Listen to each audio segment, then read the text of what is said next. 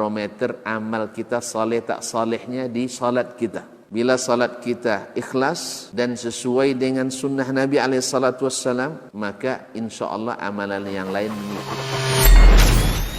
Ini aktivitas ini membantu saya di akhirat atau akan menyulitkan saya di akhirat? Kalau seandainya perbuatan itu ternyata akan menyulitkan kita di akhirat kelak, tinggalkan perbuatan itu. Anta ni'mal jund. Kamu adalah sebaik-baik prajurit. Coba lihat. Kamu adalah sebaik-baik prajurit. Maka tujuannya adalah menghancurkan kehidupan rumah tangga.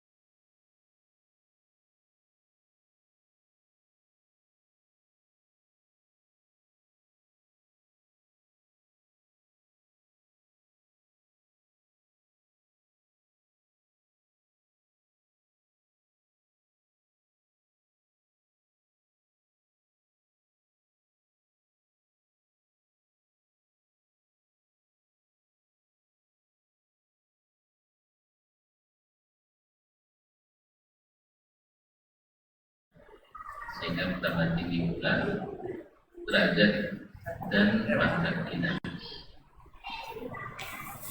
Mudah-mudahan salawat dan salam kepada baginda Nabi Muhammad senantiasa menghiasi dan mengiringi majlis-majlis kita ini, sehingga dengan harapan di akhirat nanti kita berhak dan diizinkan mendapatkan syafaat daripadanya. Ma'asyiral muslimin, ma'asyiral muslimat yang dirahmati Allah. Kemudian doa kita pula untuk para orang tua kita, para guru, para ulama, pada saudara mara, keluarga, andai tolan, sahabat dan teman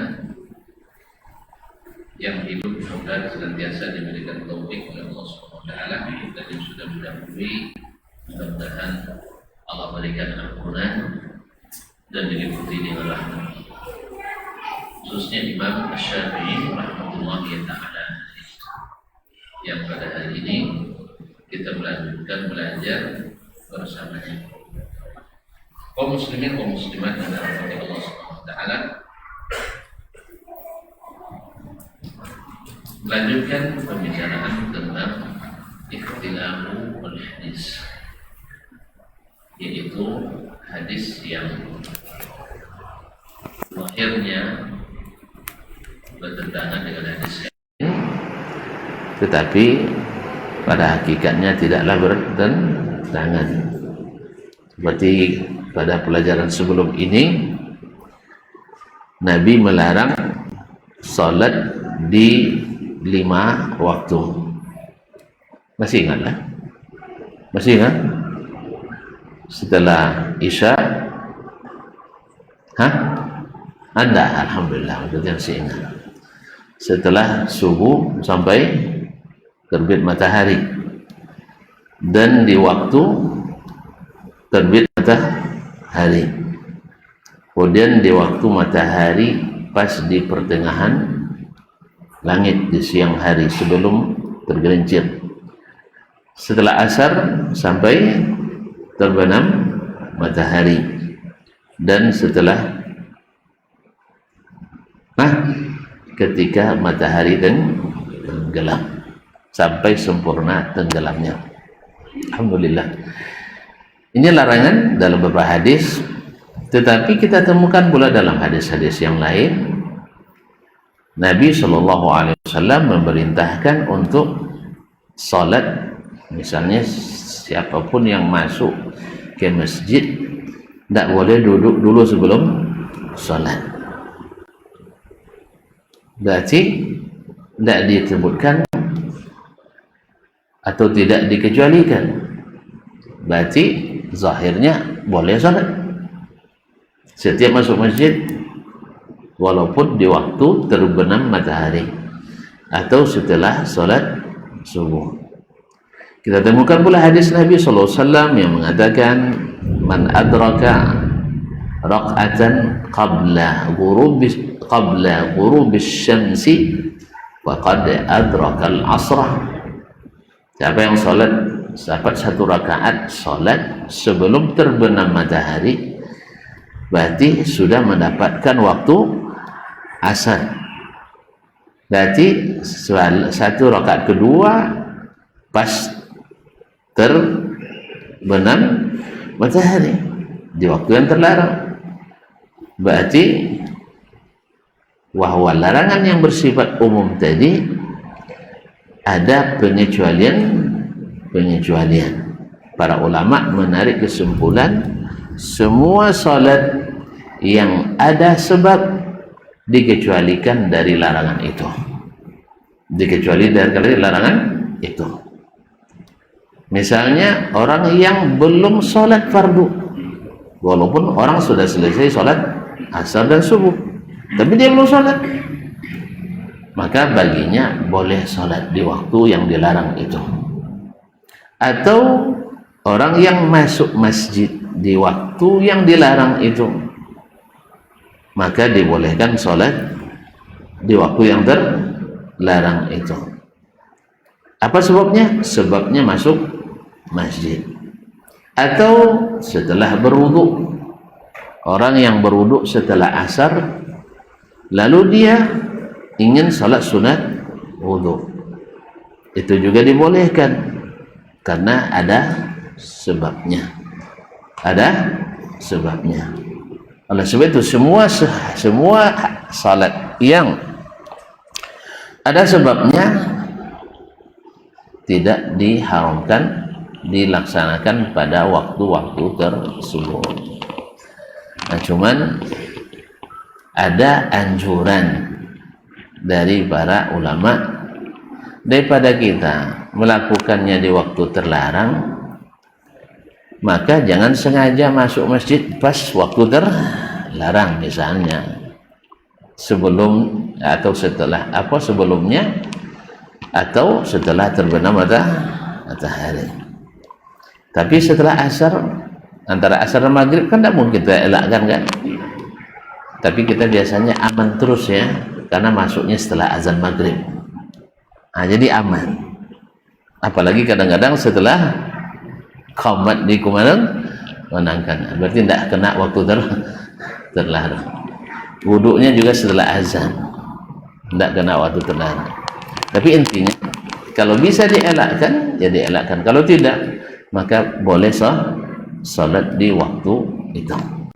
Wallahu a'lam. Dan hadis tentang itu banyak, seperti yang sudah dijabarkan oleh Imam Asy-Syafi'i rahimahullah sebelum ini. Sekarang beliau membahas masalah lain, babun akhar, bab lain. Kalau tadi babnya ibadah, sekarang masuk bab muamalah yang juga berlaku. Hadis yang dilarang secara umum tentang sesuatu di dalamnya, lalu datang hadis lain yang membolehkan sebagian daripada yang dilarang itu. Qala rahimahullah, akhbarana Malik. Malik gurunya Imam Asy-Syafi'i rahimahullah, salah satu imam mazhab fikih yang 4 yang mazhabnya eksis sampai hari ini. Kalau disebut mazhab yang 4, maka nama Malik salah satunya. Dan sering saya katakan Imam Malik adalah imam yang mengumpulkan 2 bintang Mahaputra. Ya, artinya dia yang paling alim di zamannya di 2 masalah besar yang selalu jadi perbantahan kita hari ini, antara ahli fikih dengan ahli hadis. Orang fikih mengatakan ahli hadis itu hanya menghafal aja pandainya, sah dibalas sama ahli hadis. Ahli fikih itu pandai mengira-ngira aja. Jadi banyak yang salah kira, sehingga banyak pula yang memalsukan hadis untuk mendukung masing-masing pihak. Dan ini fanatisme yang tercela, baik di ahli hadis, tapi yang paling banyak tentu saja bukan dari kalangan ahli hadis. Ma'asyarul kiram, jadi Imam Malik di zamannya dia di pemuncak, atau dia pemuncaknya. Di fikih dia paling alim, di hadis dia paling alim di zamannya. Beda dengan imam yang lain. Imam Abu Hanifah rahimahullah, di masanya dia puncak atau pemuncaknya fuqaha, tapi di hadis dia jauh ketinggalan oleh ulama-ulama yang lain, dari fuqaha yang lain. Kemudian Imam Asy-Syafi'i rahimahullah, dia pemuncaknya di masanya di fikih, tetapi di hadis dia harus angkat topi kata orang barat, angkat tangan kata orang kita, kepada muridnya sendiri, yaitu Ahmad bin Hanbal. Di masanya Imam Ahmad adalah nomor satunya ahli hadis, sampai-sampai ada ulama lain yang mengatakan hadis yang tidak diketahui oleh Imam Ahmad itu bukan hadis. Saking kalau bahasa kampung saya, saking cayunya hadis dibuatnya. Tahu cayu? Payah ya. Cayu, sampai kalau cayu itu hancur lebur, artinya semuanya ada padanya, sudah diaduk dan diolahnya. Jadi kalau masalah hadis, Imam Ahmad imamnya. Cuman di fikih dia juga harus mengaku terus serang kepada gurunya Imam Asy-Syafi'i rahimahullah. Tapi Malik di masanya tidak ada yang menyamai atau yang melampauinya. Imam di fikih, imam di hadis. Itulah sebabnya sebagian ulama seperti Abdul Walid Al-Baji, tapi bukan Walid ya. Nah, ini beda Al-Walid. Ini tentu sekarang saya harus hati-hati bicara. Salah dengar nanti terbayang Pak Walid.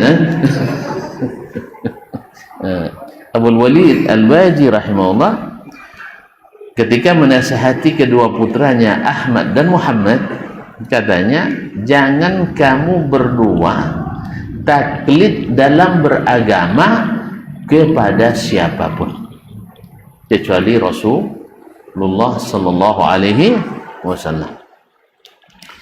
Tapi kalau kamu tidak sanggup untuk bebas dari taklid, misalnya harus juga taklid kepada seorang imam, maka pilihlah Imam Malik ibn Anas. Malik ibn Anas. Kenapa ayah? Karena dia di masanya imam fil hadis, imam fil fiqh. Sampai-sampai dia masuk golongan ulama yang tak punya guru kecuali siqah. Tidak belajar dan meriwayatkan kecuali kepada yang siqah. Nah, qala rahimahullah akhbarani Malik, telah menceritakan kepada kami Malik an-Nafi' dari Nafi', an Ibni Umar dari Ibnu Umar, yakni Abdullah ibn Umar ibn al-Khattab al-Adawi. Nah, ketiga-tiga orang ini orang istimewa semuanya. Malik imam mazhab, faqih, muhaddis. Nafi' juga salah satu dari 7 fuqaha Madinah di masa tabi'in. Tabi'in ribuan fuqaha, tapi yang paling terkenal ada 7. Salah satunya adalah Nafi' Maula Ibnu Umar. Abdullah bin Umar bin Khattab adalah satu dari 7 sahabat yang paling banyak meriwayatkan hadis dari Nabi alaihissalatu wassalam. Dia junior bukan senior, tetapi riwayatnya lebih banyak dari yang senior. Zalika fadlullah yu'tihi man yasha. Ma'asyiral kiram, ayahnya dilebihkan di sisi lain, anaknya punya kelebihan di lain sisi. Kalau caranya dengan ayahnya sama, andainya dia jadi khalifah, kalau dia mau itu bisa, karena ketegasannya, kezuhudannya, ibadahnya persis sama dengan ayahnya. Bahkan sebagian yang mengatakan mungkin lebih dari ayahnya, cuman dia tidak mau menjadi khalifah. Apa sebab? Sebab dia tahu resiko jadi khalifah. Kita yang tidak tahu-tahu ini berlomba jadi, walaupun tak mencukupi syarat tapi dipaksakan juga. Habis itu dihujat-hujat semua orang, kan tak bagus kan? Kalau jadi jangan dihujat-hujat lagi. Kaum muslimin dan muslimat dirahmati Allah SWT. Ma'asyil kiram, Abdullah bin Umar ada yang mencalonkan tapi dia tidak mau, sebab berat tanggung jawabnya. Nah, silsilah Malik dari Nafi' dari Ibnu Umar dalam ilmu hadis disebut dengan silsilah az-zahab, silsilatuz zahab atau as-silsilatuz zahabiyah, rantaian emas. Maka riwayat Malik dari Nafi' dari Ibnu Umar adalah disebut dengan as-sahhul asanid, adalah sanad yang paling sahih sedunia. Sanad yang paling sahih sedunia, karena musalsal bil fuqaha wal muhaddisin. Musalsal bil fuqaha wal muhaddisin, yaitu rantaian para ahli fikih dan ahli hadis. Ketiga-tiganya adalah ahli fatwa. Anna Rasulullah sallallahu alaihi wasallam naha 'anil muzabanah. Nabi sallallahu alaihi wasallam melarang al-muzabanah, yaitu jual beli dengan cara muzabanah. Apa al-muzabanah? Tafsirnya langsung dalam hadis. Baik ini hadis, zahirnya tafsirnya dari Nabi alaihissalatu wassalam. Sebagian mengatakan tafsirnya dari Abdullah bin Umar. Tetapi walaupun dari Abdullah bin Umar, dia lebih paham perkataan Nabi daripada generasi setelahnya. Maka wal muzabanah bai'us thamari bit tamri, bai'us thamari bit tamri, yaitu menjual as-samar. As-samar artinya buah yang masih ditangkai. Kalau masih ditangkai berarti namanya rutab, yaitu buah yang masih segar. Maka kalimat as-samar ditafsirkan oleh pensyarah hadis, maknanya adalah ar-rutab. Tahu rutab? Bukan rutab, bukan. Itu atap itu, lantai di atas, bukan. Rutab. وَهُزِّي إِلَيْكِ بِجِذْعِ النَّخْلَةِ تُسَاقِطُ عَلَيْكِ رُطَبًا جَنِيًّا. Nah, Maryam disuruh menggoyang pokok korma. Baru melahirkan bisa goyang pokok korma ya, bisa menguncur. Kalau istri kita habis melahirkan, nyuci piring saja disebut-sebut terus. Nyuci piring setelah melahirkan, itulah abang tak bantu dulu nyuci piring. Padahal nyuci Honda kita bantu, nyuci mobil kita bantu kan, tapi nyuci piring disebut ini mengguncang pokok korma. Awak yang tak sedang melahirkan payah ngojan, tapi begitulah. Memang orang kuat itu beda dengan orang yang manja. Biasa goyanglah pokok korma itu, hendaklah ya pokok korma. Tusaqat alaiki rutaban janiyah. Ini dia nanti akan berikan buah-buah yang segar, berjatuhan. Ini namanya rutab, buah yang masih ditangkai. Jadi as-samar di sini adalah rutab. Jadi Nabi melarang menjual buah segar yang masih dia tangkai dengan buah kurma yang sudah kering. Kailan, na'am, yaitu dengan takaran. Satu misalnya satu sa', satu gantang, tahu gantang? Satu cupak, tahu cupak? Gantang nggak tahu, cupak tahu. Pada gantang lebih besar dari cupak. Tahu saya? Satu gantang sama dengan ahsan, masya Allah. Ini nanti makan malamnya dengan saya. Kita makan bersama. Allah musta'an. Satu gantang, 2 cupak setengah. Dah, satu gantang, 2 cupak. Cupak tahu kan? Tahu? Dah tahu cupak. Cupak. Satu cupak kurma yang sudah kering atau disebut tamar, tidak boleh dijual dengan satu cupak rutab, yaitu yang masih ditangkai, yang sudah. Alasan dilarangnya nanti Nabi akan tanyakan di hadis yang setelahnya. Ayang kusu ar-rutabu idza yabis. Rutab itu kalau kering berkurang enggak? Berkurang enggak? Berkurang. Ketika dia masih segar, dia akan penuh. Ketika kering, sudah tidak penuh. Sama ikan segar, itu balik ya. Ikan segar kalau belum dikeringkan lebih berat dari ikan kering. Betul saya itu salah? Makanya tidak. Ini masuk khilaf dari para ulama, apakah menjual ikan kering sekilo dengan ikan segar sekilo boleh atau tidak? Jumhur mengatakan tidak boleh. Tidak boleh. Tapi sebagian mengatakan boleh karena tidak termasuk barang riba. Barang riba. Hukum ini berlaku pada sesuatu yang mesti dijual dengan timbangan yang sama dan takaran yang sama. Sedang ikan tidak mesti dijual dengan jenis yang sama, dengan takaran yang sama atau timbangan yang sama. Misalnya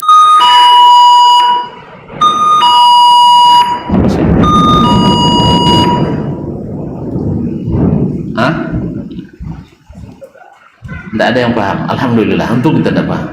Atau karena kilat, ya, lewatnya juga seperti kilat. Ma'asyil kiram, apa tadi saya bilang? Ikan. Ikan tangkok ulang. Ini yang tahu Jederi dengan Mbak Alvin. Abu Askar juga. Tahu ikan tangkok ulang ya? Abu Amar tahu juga?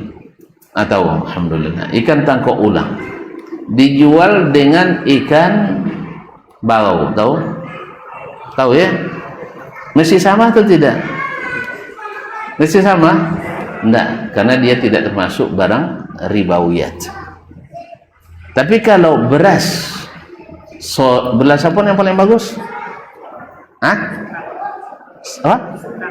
Sokan, masya Allah. Jadi kalau mau sokan, tanya beliau. Dijual dengan beras anak daro, sama harganya? Sama, enggak kan? Dijual dengan takaran yang sama, itu boleh. Tapi kalau dijual dengan takaran berbeda, itu tidak boleh. Makanya padi dijual dengan beras dengan takaran yang sama, boleh? Enggak, karena padi setelah digiling berkurang atau bertambah? Berkurang. Jelas ya? Alhamdulillah. Balik ke sini. Jadi kata Nabi SAW, al-muzabana bai'ut tamri bis-thamari. yaitu menjual kurma kering dengan buah kurma yang masih rutab, masih segar. Atau wa bai'ul karmi bizzabibi kailan, atau menjual karm, atau karm enggak tahu ya, buah apa namanya, buah grape anggur. Nah, kok lupa terus ya, karena jarang minum anggur ya atau tidak pernah jadi. Kalau dibilang minum anggur kan bahaya kan, sah. Kalau makan anggur tidak apa-apa, minum anggur berbahaya kan. Allah musta'an. Jadi anggur al-karm itu anggur yang masih ditangkai, segar, yang sudah bisa dipetik, Kalau dalam syair Farasdak disebutkan sudah mengkilat kal karmi, seperti fi unqudihi, seperti mengkilat ditimpa mentari di tangkainya. Tengoklah buah anggur nanti, kalau waktu pagi mentari terbit akan terlihat mengkilat, berarti sudah matang, atau bahasa duriannya sedang mencimpu. Mencimpu. Durian nggak tahu? Durian sebelum isinya lembut masih keras, kalau gigit berderang, udah apa? Renyah ya? Hah?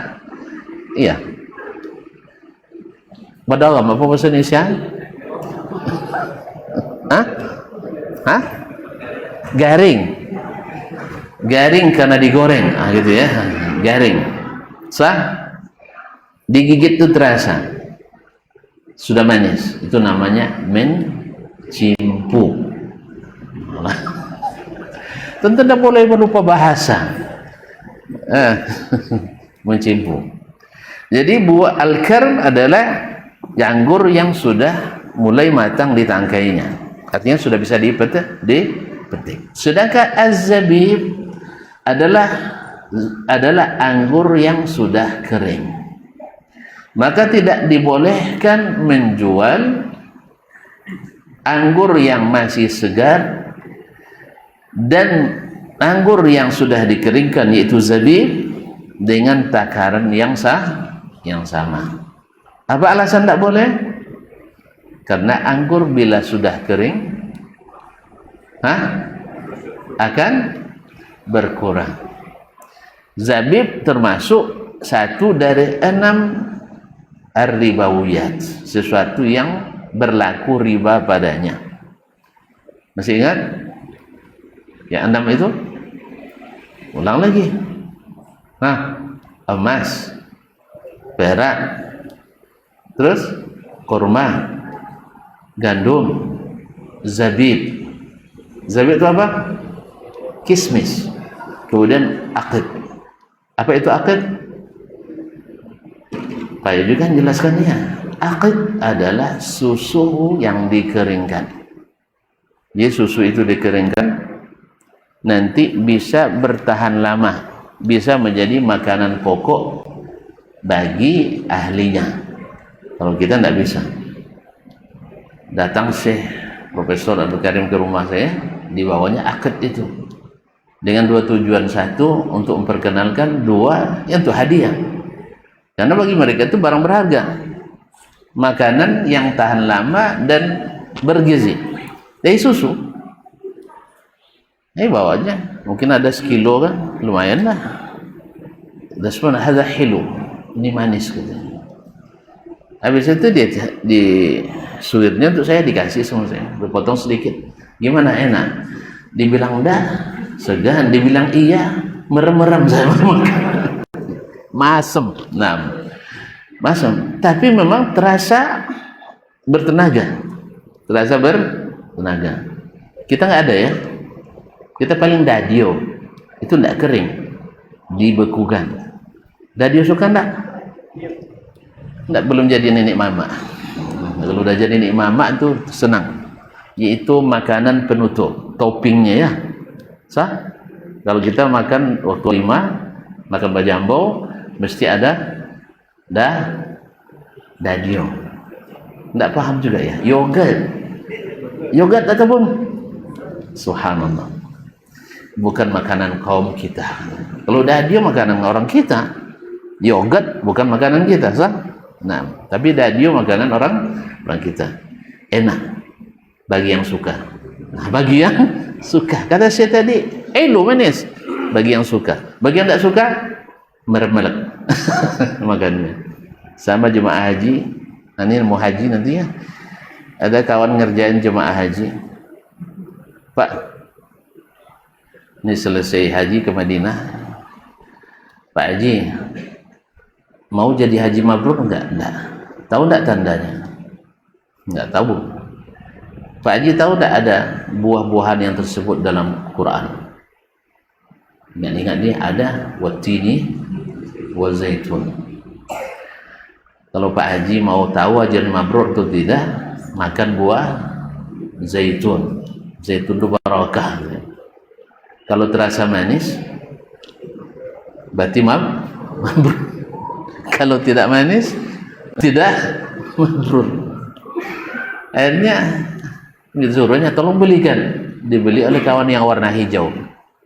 Dan itu yang paling pahit. Saking masamnya pahit. Nanti belikan, kasih sama Pak Haji. Gimana Pak Haji, manis ya? Manis gitu. Tidak mau dia dibilang hajinya tidak mabrur. Ini tanda orang tak berilmu susah atau mudah ditipu. Mudah ditipu.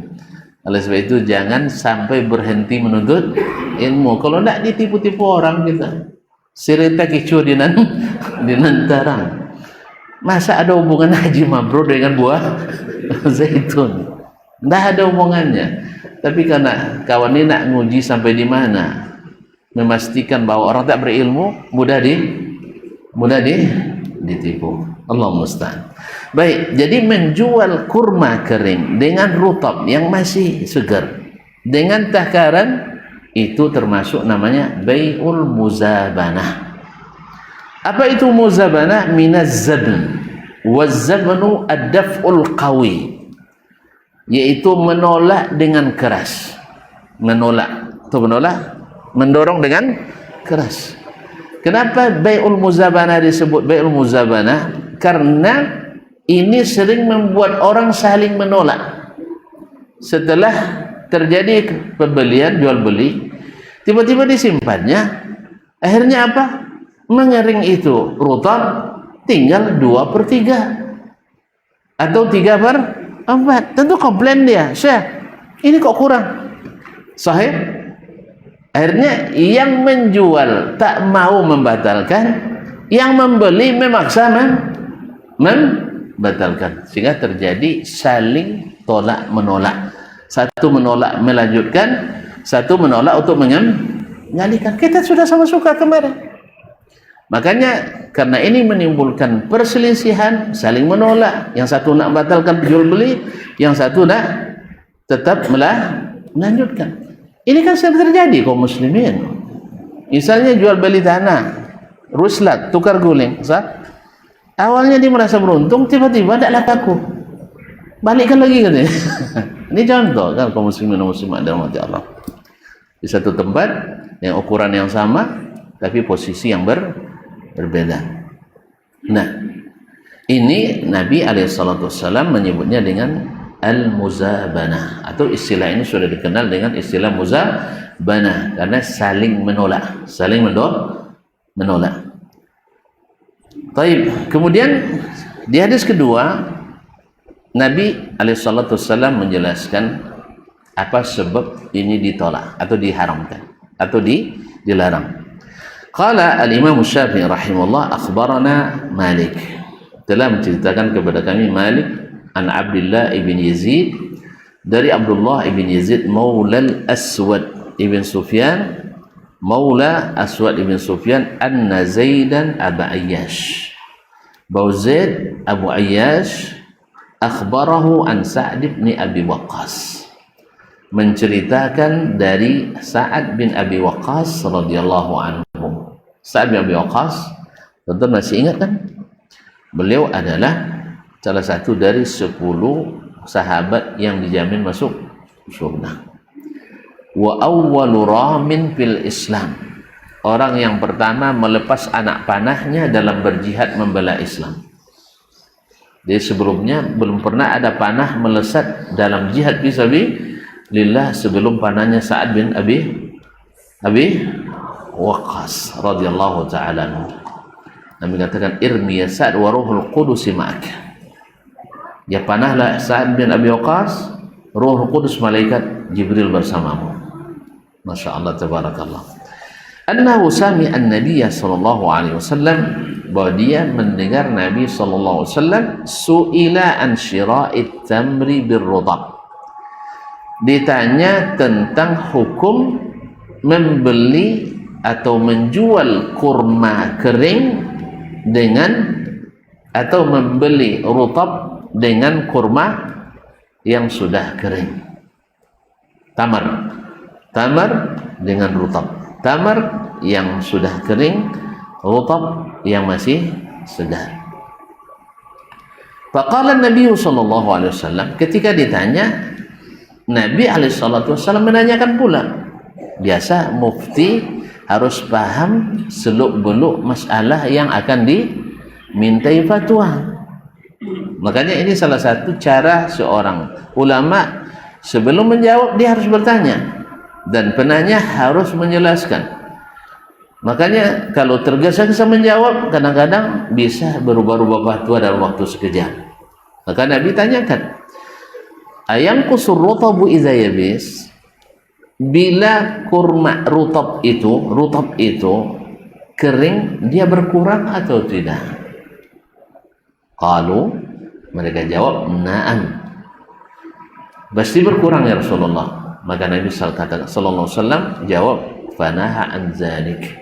Maka Nabi melarang hal tersebut, melarang menjual kurma yang kering dengan kurma yang segar. Karena apa? Karena akan menyebabkan perselisihan. Baru terasa berbeda ketika jumlahnya atau menyusut. Kalau masih di atas, masih itu belum menyusut, ya aman-aman aja. Tapi setelah menyusut, baru kita menyesal. Akhirnya komplain. Yang dilaporkan akhirnya melaporkan sang pelapor.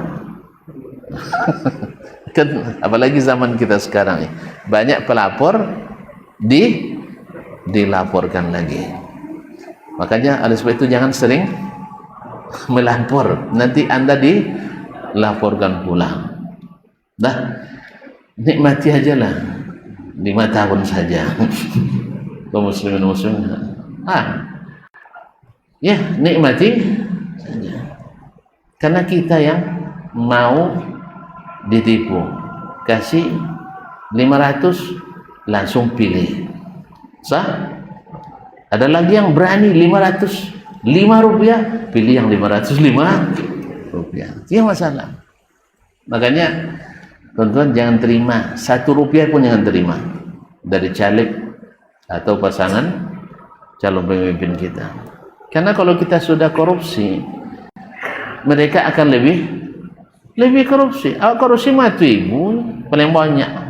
Kadang 50 ibu, mereka 50 triliun, 50 miliar. Apa sebab? Rakyat yang mengajar kami. Sederhana bunyinya 500.000 per orang. Tapi kalau yang dikasih 50.000 orang, itu 500.000 kali 50.000 berapa duit? Ayam metong 5 kali 5 25. Nolnya berapa semua? 9. Berarti 25 miliar.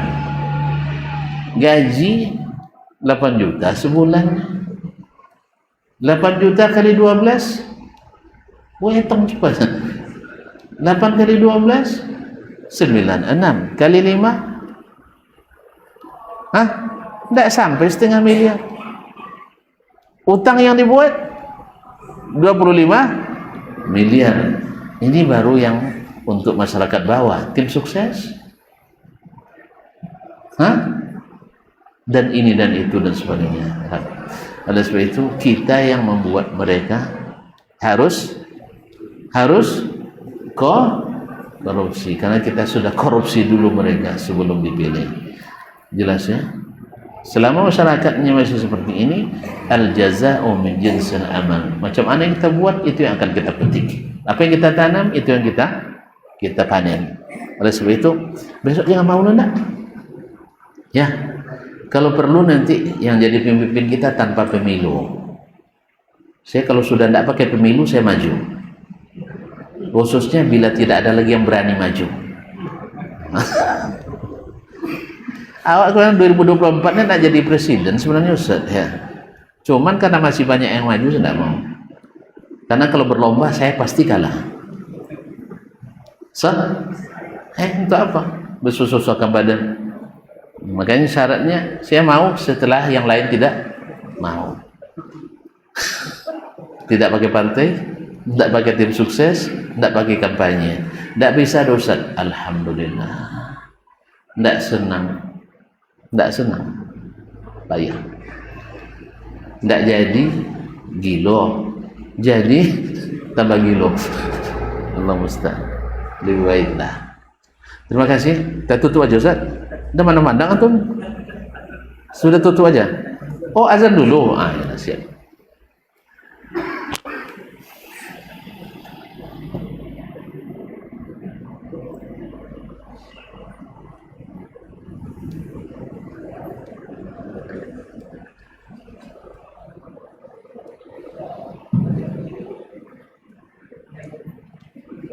Allah.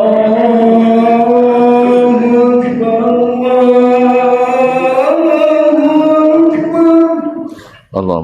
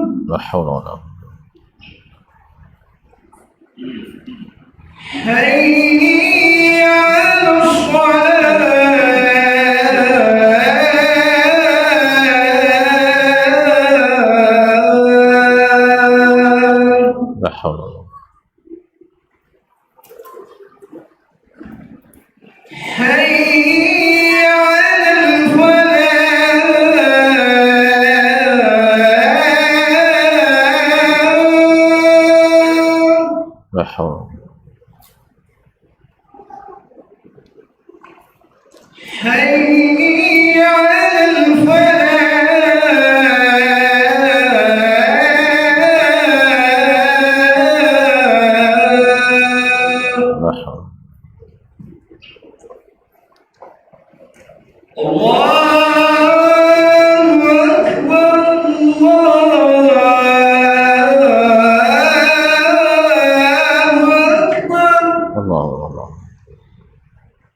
ونشهد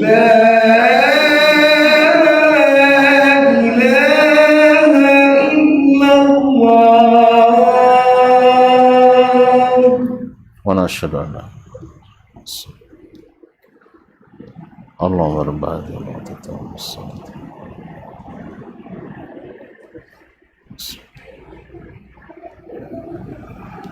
Baik, kaum muslimin, kaum muslimat dirahmati Allah Subhanahu wa taala.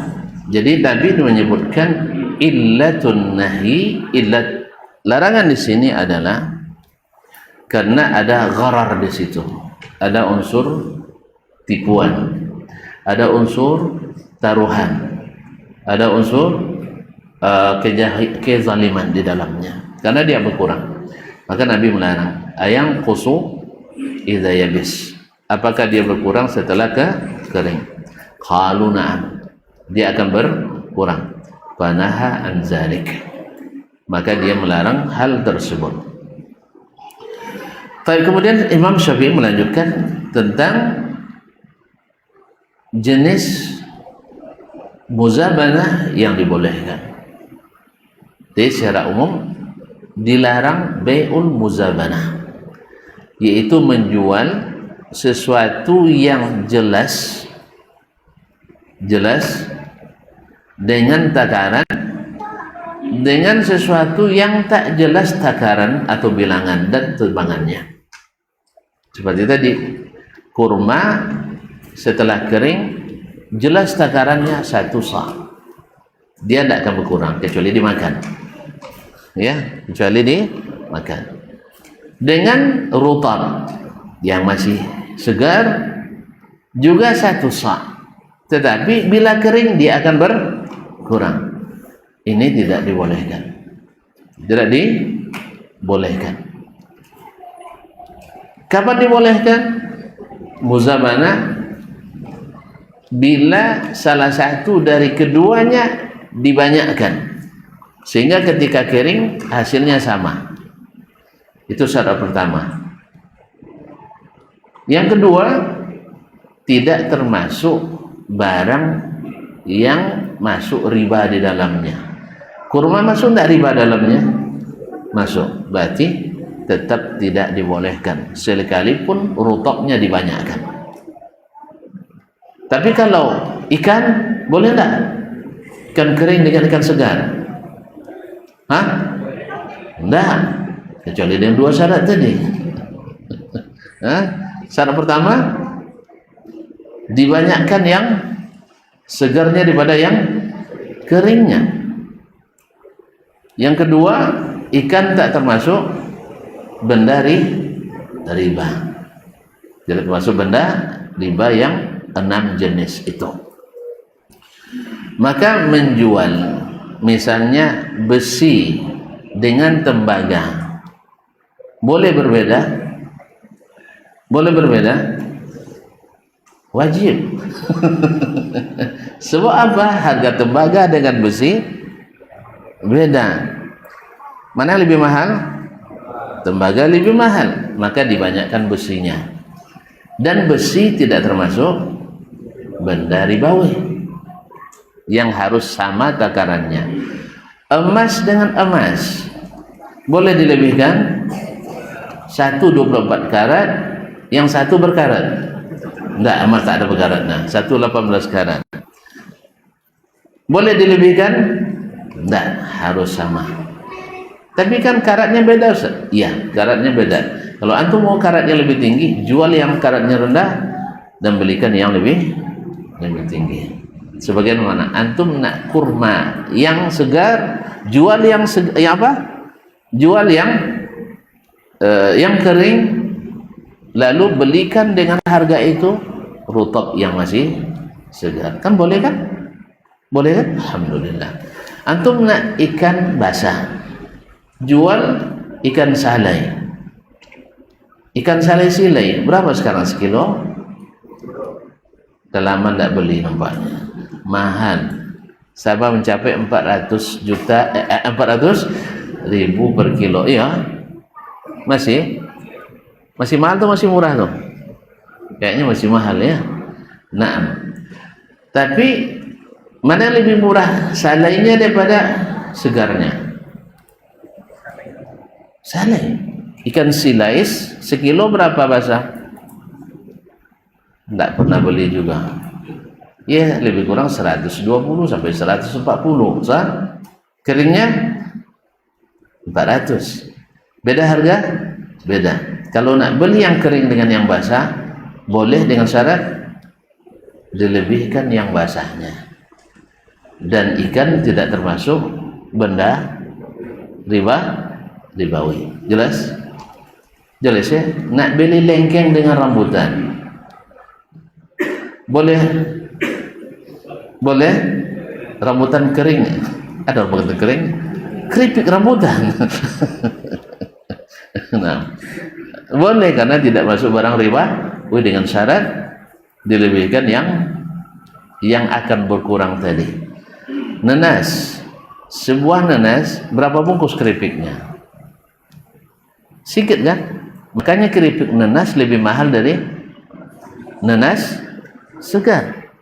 Nanas segar sebuah 8.000 ya. Nampak tak jarang beli nanas ya. Yang kocik-kocik itu. Nah, kalau keripik nanas sebungkus berapa? 25. Dapat berapa butir? 4 lebih. Sah? Alhamdulillah. Jadi itu boleh.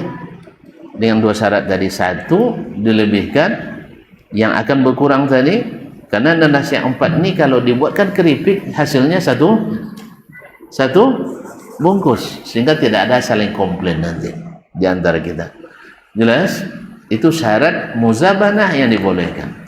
Kemudian ada lagi bentuk yang dikecualikan seperti yang disebutkan dalam hadis berikut ini. Qala rahimahullah, akhbarana Malik, telah menceritakan kepada kami Malik an-Nafi' dari Nafi' an Ibni Umar, dari Ibnu Umar. Sama ya yang tadi kuat. An Zaid bin Thabit, dari Zaid bin Thabit radhiyallahu taala anhu. Zaid bin Thabit masih ingat apa kelebihannya? Orang pertama yang dapat tugas mengumpulkan Al-Qur'an. Mengumpulkan Al-Qur'an. Nah, itu Zaid bin Thabit radhiyallahu taala anhu. Berarti dia hafiz apa tidak? Ya jelas. Sebagaimana Az-Zuhri yang pertama dapat perintah mengumpulkan hadis karena dia hafizul hadis. Hafizul hadis. Anna Rasulullah sallallahu alaihi wasallam, bahwa Rasulullah sallallahu alaihi wasallam rakhasa li sahibil ariyati ay yabi'aha bi kharsiha. Nabi sallallahu alaihi wasallam memberikan rukhsah, keringanan, artinya mengeluarkan dari yang haram tadi, yaitu membeli rutab di atas pohonnya dengan kurma kering sisa kebutuhan pokoknya. Kapan boleh dimulai? Kapan boleh dilakukan? Dengan syarat juga satu, yang pemilik kurma ini tidak memiliki kebun kurma, tidak memiliki batang kurma. Ibaratnya pemilik orang ingin durian, dia tidak punya pohon durian. Tentu musim durian ingin juga kita yang baru jatuh, sah? Daripada yang entah kapan jatuhnya, tahun lalu jatuhnya. Nah, ingin dia buat kurma segar. Dia tidak punya uang untuk membelinya. Kemudian termasuk syaratnya oleh ulama adalah tidak memiliki harga beli. Dia hanya punya kurma kering yang dia beli mungkin setahun yang lalu masih sisa, dan di saat mendekati atau pas musim panen kurma sekitar bulan Juni, Juli, Agustus dan di musim panas. Nah, di musim panen itu maka diberikan rukhsah. Orang sepanjang tahun makan kurma kering terus, tidak makan kurma segar. Beda dengan sekarang. Sekarang kan kurma sekarang orang sudah punya banyak freezer. Ya, rutab yang tahun lalu masih bisa kita makan di tahun ini. Kalau dulu kan tidak. Cara orang mengawetkan makanan semuanya atau hampir semuanya dengan cara mengeringkan. Enggak, ada Ustaz dengan memasukkan dalam es batu, itu dikutub. Itu dikutub. Kalau di padang pasir yang ada adalah mengeringkan. Maka susu bagi mereka dikeringkan, bukan diyogatkan. Beda dengan orang kutub utara, kutub selatan, susunya dibekukan, bukan dikeringkan. Cuma bulan mengeringkan, matahari sejam ini sehari. Kalau ini gimana untuk nak membekukan? Yang beku aja cair dibuat oleh menterik-menteriknya matahari. Nah, jadi makanya masing-masing punya itu. Jadi kaum muslimin dan muslimat yang mati Allah, jadi dia tidak makan yang segar sampai panen. Nah sekarang orang nak panen, dia tidak punya uang untuk beli yang segar. Yang ada adalah dalam bentuk kurma. Jelas? Maka diberikan rukhsah oleh Nabi SAW untuk menjual kurmanya yang kering, membeli kurma yang masih segar. Misalnya di khars dikira berapa kira-kira buah yang di atas, lalu diberikan sebanyak itu takaran kurma. Jelas? Dari kelebihan nafkah atau dari kelebihan sisa makanannya, supaya dia bisa bersama kaum muslimin menikmati kurma segar. Nah, ternyata Nabi SAW memperhatikan pula perasaan orang, ya. Tapi jangan mentang-mentang dipertimbangkan perasaannya. Semua agama lewat perasaan. Semua sudah diatur Nabi SAW. Syaratnya satu, dia tidak punya uang untuk beli. Dua, tidak memiliki batang kurma. Yang ketiga, tidak boleh sampai nisab 5 wasak. 5 wasak itu yaitu 600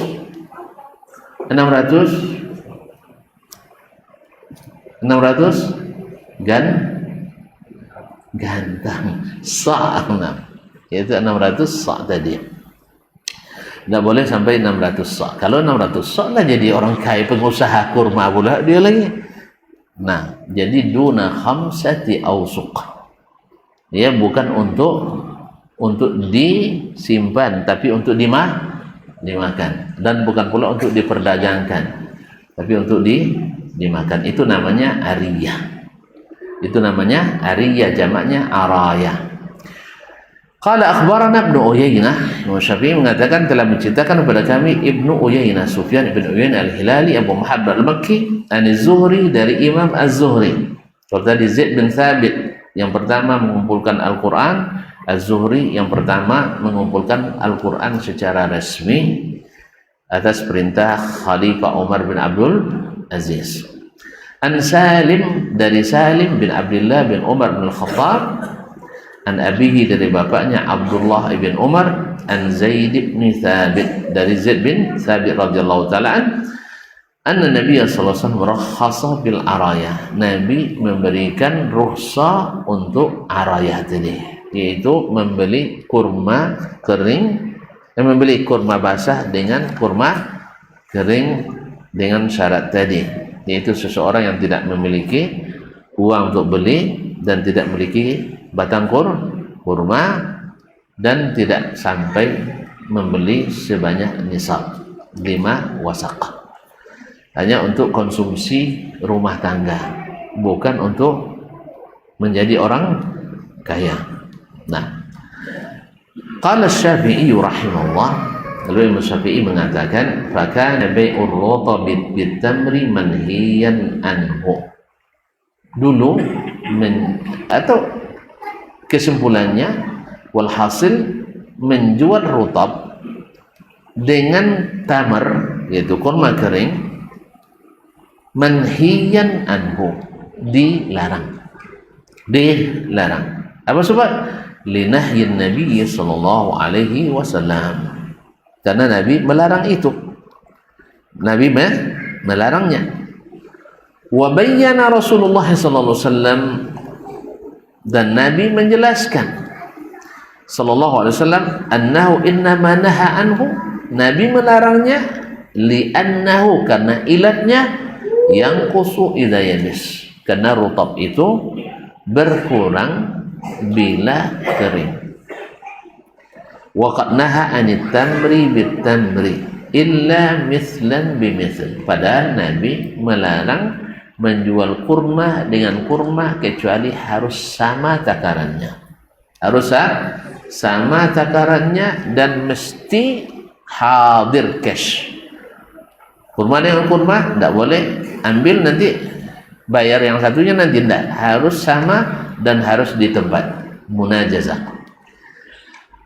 Falamma nadhara fil muta'aqqabi min nuqsanir rutabi idza yabis, tatkala beliau melihat hasil akhir dari rutab berkurang bila kering, kana la yakunu abadan mithlan bimithl, berarti tidak terjadi jual beli kurma dengan kurma sama takarannya. Sebab rutab kalau sudah kering jadi kurma, jadi tamar. Sekarang setelah kering jadi tamar, tidak sama lagi ukurannya, maka dilarang. Maka dilarang. Taib, iz kana an-nuqsanu mughayyaban la yu'raf. Tatkala itu kekurangan itu belum diketahui. Mughayyaban, masih barang gaib. Berapa kurangnya? 1/3, 1/4, 1/5, 1/6, tidak diketahui. Fakana yajma'u ma'dayaini, saat itu jual beli ini mengumpulkan dua sebab dilarang, dua makna. Satu, ahaduhuma tafadul bil makilah. Yang pertama, menjual barang yang sama tapi berbeda ukurannya, berbeda takarannya. Barang yang sama lalu berbeda takarannya, ini tidak dibolehkan dalam tamar atau kurma. Wal akhar al muzabanah, yang kedua adalah bai'ul muzabanah, yaitu menjual kurma kering untuk membeli dengan membeli kurma basah. Berarti dua illah membuat jual beli ini terlarang. Satu, tidak memenuhi syarat mesti sama kurma dengan kurma, jelas. Yang kedua, bai'ul muzabanah, wa hiya bai'u ma yu'rafu kailuhu bima yujhalu kailuhu min jinsihi, yaitu menjual sesuatu yang sudah diketahui takarannya, yaitu kurma yang kering ini, bima yujhalu kailuhu min jinsihi, dengan sesuatu yang belum diketahui takarannya karena masih basah, besok akan berkurang, belum diketahui, padahal dia satu jenis, yaitu sama-sama kurma. Fakana manhiyan limaknayaini, karena dua ilat ini dilaranglah jual beli seperti ini. Dilarang jual beli seperti ini karena kurma dengan kurma wajib sama. Yang kedua, bahwasanya menjual kurma yang kering dengan kurma yang masih basah itu dilarang. Wabillahi taufiq. Falamma rakhasa Rasulullah sallallahu alaihi wasallam fi bai'il araya bitamri kailan lam ta'dul araya an takuna rukhsah. Nah, ini hukum asal yang tadi. Tatkala kita bandingkan dengan rukhsah Rasulullah SAW dalam bai'ul araya, yaitu seseorang yang tak memiliki pohon kurma dan tidak punya uang untuk beli rutab, jelas. Yang ada padanya adalah kurma yang merupakan bahan makanan pokok di rumahnya berlebih. Nah, dia ingin pula makan rutab dari kelebihan itu, maka ini dibelikan keringanan oleh Rasulullah sallallahu alaihi wasallam. Nah, yang seperti ini kata Imam Syafi'i rahimahullah, lam ta'dul araya an takuna rukhsah. Berarti araya, jual beli yang seperti ini itu pengecualian, rukhsah dari larangan umum tadi. Itu pengecualian dari umumnya larangan tadi. Min syai'in nuhiya anhu, rukhsah dari sesuatu yang dilarang. Aw lam yakunin nahyu anhu anil muzabanati warrutabi bitamri illa maqsudan bihima ila ghairil araya, atau larangan muzabana, yaitu menjual rutab dengan kurma, kecuali dimaksudkan dengan keduanya selain arayah, selain bai'ul arayah. Fayakunu hadza minal kalamil 'am alladzi yuradu bil khas. Sehingga hadis ini adalah termasuk bagian dari perkataan umum tapi maksudnya khusus. Perkataan umum tapi maksudnya adalah khusus.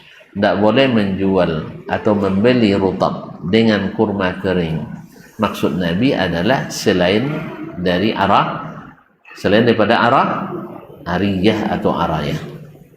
Dah paham arayah tadi? Sudah paham ariyah tadi? Bilanglah sudah paham biar kita selesai. Saya ulang kembali. Nabi kan melarang menjual kurma kering untuk mendapatkan kurma yang masih segar. Nah, larangan ini bersifat umum.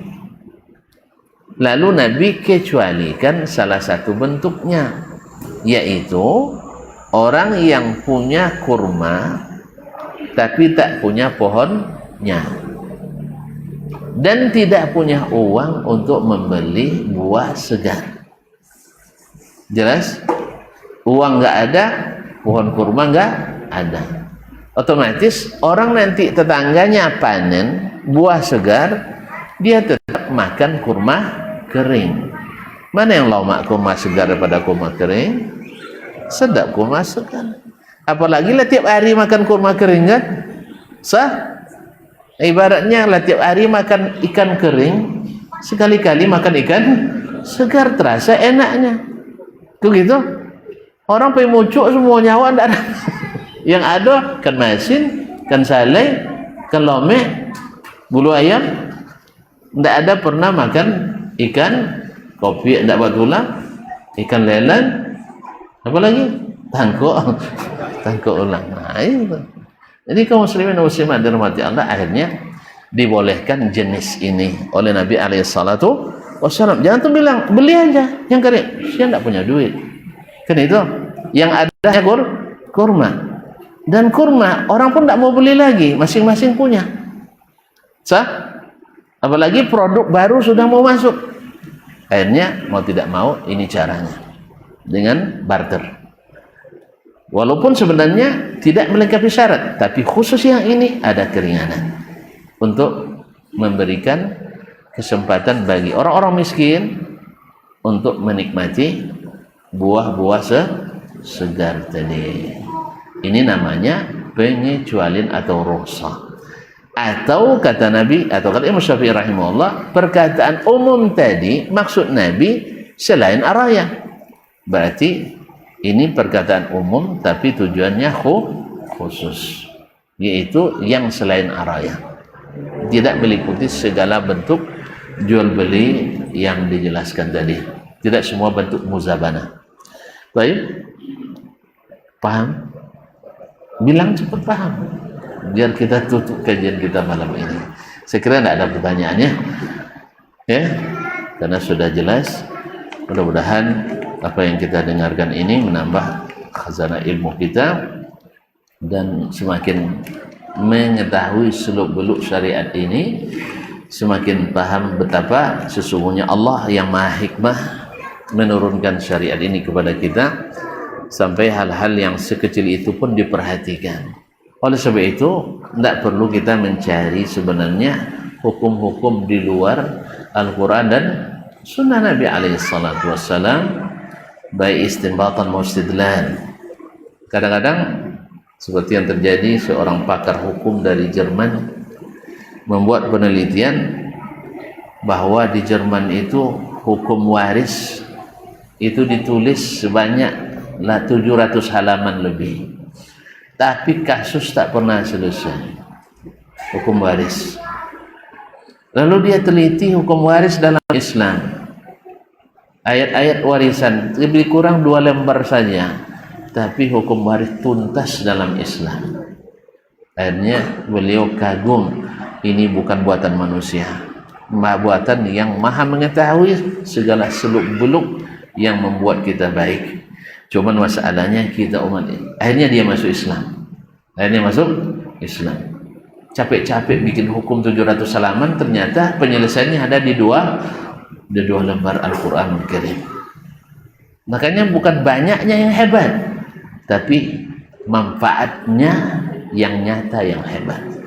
Oleh sebab itu, bahagialah antum menjadi umat Islam, dan lebih bahagia kalau menjalankan Islam. Cuman sayangnya, kenapa umat Islam banyak bersiongnya, berkelahi saudara dengan saudara karena hukum ini tidak ditegakkan. Alasannya alasan klasik, segan kita, masih merah tanah kuburan ayah dan ibu kita, masa sudah berbagi harta warisan. Akhirnya segan ini membuat tak jelas hukum setelahnya, karena ini sudah diinvestasikannya pula, merasa berjasa. Yang punya kebun sudah mengeluarkan modal pula, merasa berjasa. Sehingga yang satu bilang kebun sawit itu untuk saya yang bolo. Tahu yang bolo enggak? Saya yang tuani. Enggak tahu tuani? Saya yang memupuk, saya yang menjenguk, saya yang memanen. Yang tinggal di rumah Soko, dia bilang saya yang tinggal di sini, saya yang nyapu, saya yang bersihkan, saya yang memelihara, saya mengeluarkan modal pula. Tidak mau juga dijadikan warisan. Akhirnya didiamkan. Akhirnya keturunan ketujuh mulai bertempur kita. Sebabnya apa? Karena tidak mau menjalankan. Makanya ajak anak-anak kita, ajak saudara-saudara, keluarga kita untuk mempelajari ini. Karena tuan-tuan pasti yakin warisan atau wasiat ayah dan ibu menjelang meninggal, kalau tidak ditunaikan berdosa atau tidak? Dosa atau tidak? Misalnya ada yang meninggal, tulisnya wasiat 1/3 kebun ini untuk Ustaz Dasman besok ya katanya. Kalau tidak diserahkan berdosa tidak? Takut tidak ahli waris? Takut tidak? Apalagi Ustaz Dasman tahu pula, dilapor nanti. Nah, misal ini wasiat ayah dan ibu, orang yang sudah meninggal. Padahal warisan itu adalah wasiat Allah. Mana lebih tinggi wasiat Allah pada wasiat ayah? Wasiat Allah. Tapi nyatanya wasiat orang tua lebih tinggi daripada wasiat Allah Ta'ala. Wasiyatan min Allah. Mudah-mudahan semakin kita belajar, semakin yakin kita dengan kehebatan agama ini, dan itulah manfaat dari belajar ilmu ini. Wabillahi taufiq wal hidayah. Wallahu taala alam. Wa sallallahu ala nabiyyina Muhammadin wasallam. Terima kasih dan mohon maaf. Wabillahi taufiq wal hidayah. Wassalamualaikum warahmatullahi wabarakatuh.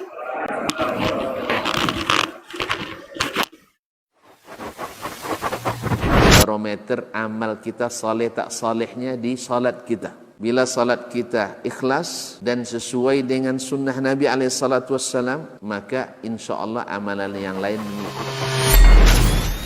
Ini aktivitas ini membantu saya di akhirat atau akan menyulitkan saya di akhirat? Kalau seandainya perbuatan itu ternyata akan menyulitkan kita di akhirat kelak, tinggalkan perbuatan itu. Anta ni'mal jund. Kamu adalah sebaik-baik prajurit. Coba lihat. Kamu adalah sebaik-baik prajurit. Maka tujuannya adalah menghancurkan kehidupan rumah tangga.